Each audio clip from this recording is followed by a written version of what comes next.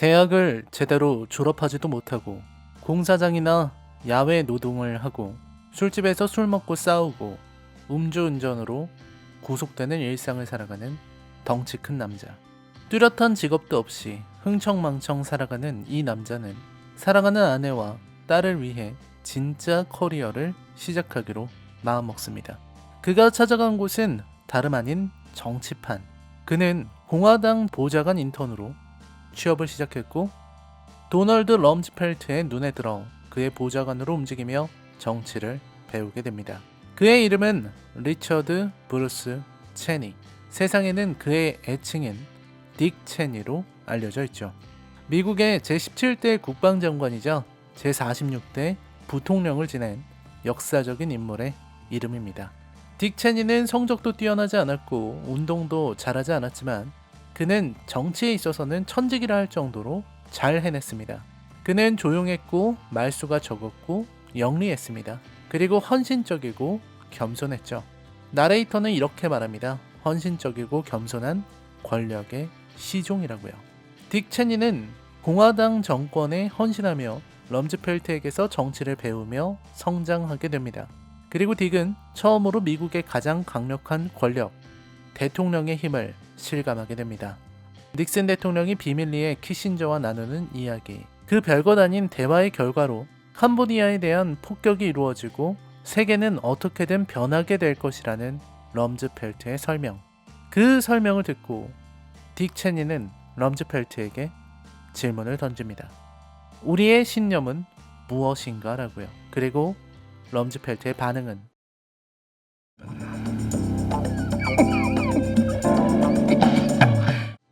이 남자는 무엇보다도 가정에 충실한 사람입니다. 아내를 무척 사랑하고 언제나 아내와 딸을 생각하는 남자죠. 백악관에 들어가서도 제일 먼저 아내에게 전화를 합니다. 애초에 이 사람이 성공하겠다고 마음을 먹은 것도 아내 때문이었죠. 아내와 통화하며 감동하는 딕 체니는 평범한 사람처럼 보이기도 합니다. 하지만 그의 정치적 재능은 그를 평범하지 않은 사람으로 보이게 만듭니다. 딕의 재능은 단순한 것이 아니었습니다. 그는 어떤 괴상한 아이디어든 그럴듯하게 들리게 만드는 재주를 지니고 있었고 어떤 상황이 발생해도 당황하거나 놀라서 떠들지 않고 그 다음 수를 내다보는 사람이었습니다. 침착함을 유지하는 마인드 컨트롤 능력과 자신의 위치와 처신을 귀신처럼 알아내는 재주가 그를 점차 유력한 정치인으로 만들기 시작합니다. 자신의 은인이라 할 수 있는 도널드 럼즈펠트가 닉슨에게 찍혀서 한직으로 물러나게 되자 그를 따르지 않고 거리를 두는 모습에서 딕이 보통 사람이 아니라는 걸 알 수 있죠. 닉슨 대통령은 그 유명한 워터게이트 사건으로 인해 물러나게 되고 이후 제럴드 포드가 대통령의 자리에 오르죠. 미국의 현직 대통령이 하야를 선택하는 초유의 사태를 바라보는 딕은 언제나 그렇듯 다음 수를 내다보고 있었습니다. 그는 오히려 이걸 기회라고 생각했습니다.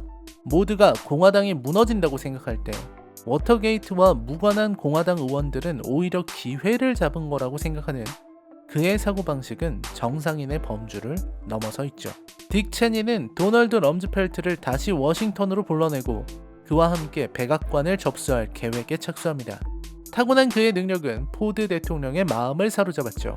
그렇게 그는 백악관의 수석 보좌관이 되고 그의 평판도 올라가게 됩니다. 아내도 행복해지고 딸들은 신이 나고 딕은 승승장구하는 거죠. 여기에서 딕은 미국 대통령의 한계를 알아내려는 시도를 하게 됩니다. 이 흉측하고 괴물 같은 건물들로 가득한 정치판에서 딕은 점차 괴물이 되어가죠. 하지만 딕의 실험은 아쉽게도 이루어지지 못하죠. 포드 대통령은 재선에 실패합니다. 지미 카터에게 밀려 패배한 것이죠. 당연히 딕도 자리에서 물러나게 됩니다. 딕은 새 대통령에게 지명을 받지 못했습니다. 지미 카터가 대통령이 되며 새로운 정책들이 입안되고 환경을 비롯 몇 가지 분야에 대한 전혀 다른 해법이 미국에 등장하는 장면은 백미입니다. 영화는 계속해서 딕을 따라갑니다. 딕은 여전히 정치를 이어나갔고 이번에는 의원으로 출마하게 됩니다. 하지만 그에게는 약점이 있었죠. 바로 그의 심장입니다. 이 영화의 아주 중요한 소재이기도 하죠. 심근경색으로 쓰러진 딕을 대신해서 아내인 린이 선거운동을 이어나가는 장면은 감동적입니다. 이 두 사람은 서로를 의지하고 신뢰하며 위기를 극복해 나가고 있죠. 시대는 흘러 로널드 레이건이 대통령에 취임하고 조지 H. 부시가 그의 부통령이 됩니다. 그리고 이어지는 파티에서 딕과 린, 조지 하워드 부시가 만나죠. 여기에서 딕 체니는 하워드의 망나니 아들을 만나게 됩니다. 운명적인 만남. 하워드의 아들 워커는 마약에 빠지고 술에 잔뜩 취해서 사고를 치기 일쑤였죠. 가문 망신은 다 시키는 한심한 아들.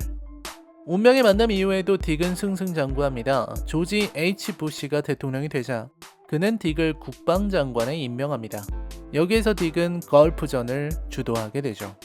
부시의 임기가 마무리될 때쯤 딕은 운명의 기로 앞에 서게 됩니다. 바로 대통령 후보로 꼽히게 된 것이죠. 공화당 경선에 나가느냐 마느냐를 두고 고민을 시작합니다. 하지만 딕에게는 약점이 있었습니다. 바로 그의 딸 메리였죠. 메리는 레즈비언이었습니다. 메리가 자신의 성적 지향을 밝혔을 때 어머니 리는 아버지의 발목을 잡을 거라며 걱정했지만 딕은 그런 메리를 감싸주었습니다. 대통령 선거에 나가게 되면 경선 과정에서부터 무수한 검증이 이루어질 것이고 딕은 음주운전 2차례 정도를 제외하면 큰 약점은 없었지만 딸이 약점이었습니다. 딸은 상처 입고 공격당하고 매스컴의 이름이 오르내리게 될 것입니다.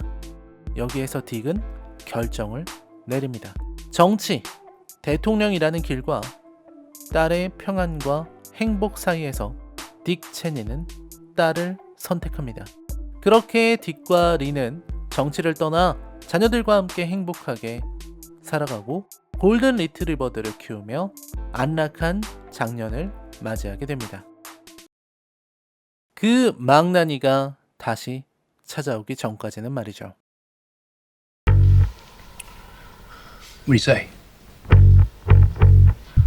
I want you to be my VP. I want you. You're my vice. I'm the CEO of a large company. And I have been Secretary of Defense. And I have been White House Chief of Staff. The Vice Presidency is a mostly symbolic job. However, if we came to a different understanding, overseeing bureaucracy, military, energy, and foreign policy. Yeah, right. I like that. 임기 중에 미국 사상 최악의 테러로 손꼽히는 9.11 테러를 겪고 알카에다와 오사마 빈 라덴을 주범으로 특정, 아프가니스탄 전쟁을 진행한 후 이라크, 이란, 북한을 악의 축으로 규정, 이후 대량 살상 무기를 문제 삼아 이라크 전쟁을 감행한 미국의 제43대 대통령 조지 워커 부시. 미국의 강력한 힘을 과시하던 그는 재선에 성공했고 이후 허리케인 카트리나, 서브프라임 모기지 사태를 차례대로 맞이하고 2008년 9월 리만 브라더스로 요약되는 세계 금융 위기를 방지하지 못한 채 미국 역사상 최악의 대통령 중 하나로 전락한 대단한 대통령입니다. 그의 임기 내내 벌어진 외교적 문제, 경제적 문제, 행정적 문제, 거기에 고문 관련 이슈까지 터지면서 부시 행정부는 역대 가장 파란만장한 시대를 펼쳤습니다. 바로 그 부시 행정부의 진정한 권력자가 부시가 아니라 부시의 뒤에 숨어있는 안막 뒤의 존재라는 사실을 알고 계셨습니까? 부시 행정부의 권력을 모조리 손에 쥔 진짜 대통령, 진정한 권력자는 조지 W. 부시도 콜린 파웰 국무장관도 도널드 럼즈펠트 국방장관도 아닌 제46대 부통령 딕 체니라는 사람이었습니다. 영화 바이스는 딕 체니의 일대기를 다룬 전기 영화입니다. 빅쇼트의 아담 맥케이가 연출한 영화답게 비꼬는 듯한 내레이션과 재미있는 편집들이 인상적인 작품이기도 합니다. 게다가 자신의 몸을 실험 대상으로 사용한다는 크리스찬 베일의 놀라운 변신이 눈에 확 들어오는 작품이죠. 크리스찬 베일은 아주 훌륭한 연기를 보여줬습니다. 4월 11일에 개봉하는 영화 바이스. 눈을 떼기 힘들 정도로 재미있는 이 영화는 라이너의 영화 인수분해에서 처음으로 시도하는 개봉작이기도 합니다. 4월 13일 오후 4시 신도림 시네큐에서 GV를 합니다. 어차피 그 주에 이 영화를 보실 예정이시라면 13일 신도림에서 저와 함께 보시는 걸 추천해드립니다. 영화가 시작하기 전에 제가 직접 인사도 드리고 영화를 보시는 모든 분들께 A3 포스터 기밀 문서를 드리고 있습니다. 후면까지 있는 멋진 포스터입니다.